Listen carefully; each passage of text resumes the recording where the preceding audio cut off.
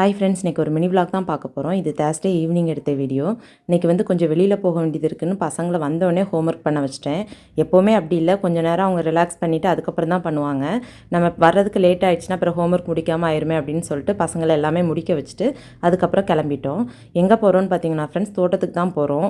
இப்போல்லாம் தேங்காய் ரேட் வந்து பயங்கரமாக இருக்குது. உங்கள் ஊர்லேயும் அப்படி தான் இருக்காங்கிறத சொல்லுங்கள். தோட்டத்துக்கு போய் ரொம்ப நாள் ஆயிடுச்சு. சரி போய் இன்றைக்கி தேங்காய் எல்லாமே எடுத்துகிட்டு வந்துடும் அப்படின்னு போனோம்.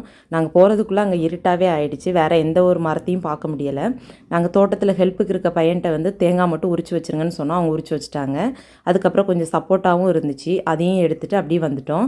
மற்ற செடிகளெல்லாம் பார்க்கணுன்னு நினச்சோம், ஆனால் இருட்டில் வந்து ஒன்றுமே தெரியலை. வாழை பார்த்திங்கன்னா ஃப்ரெண்ட்ஸ் காய் காய்ச்சிருந்துச்சு. சரி அதையாவது பார்க்கலாம் அப்படின்ட்டு பார்த்தோம். அது மட்டும் கொஞ்சம் தெரிஞ்சிச்சு, ஏன்னா நம்மளுக்கு டாப்பில் போயிடும்ல, கொஞ்சம் அந்த வெளிச்சத்தில் தெரிஞ்சிச்சு. அதை பார்த்துட்டு அதுக்கப்புறம் மாங்காய் வந்து நிறையா பிஞ்சு இருந்துச்சு.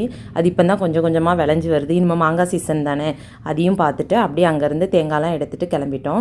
இனிமே போய் வீட்டில் வந்து நம்ம டின்னர் செஞ்சு சாப்பிட்றதுக்கு லேட் ஆயிரும் அப்படின்ட்டு நம்ம ரோட்டு கடையில் சாப்பிட்றதுக்கு ரொம்ப நாள் ஆசை எனக்கு. சரி ஓகே அங்கே சாப்பிட்டுட்டு போயிடலாம் அப்படின்ட்டு போனோம்.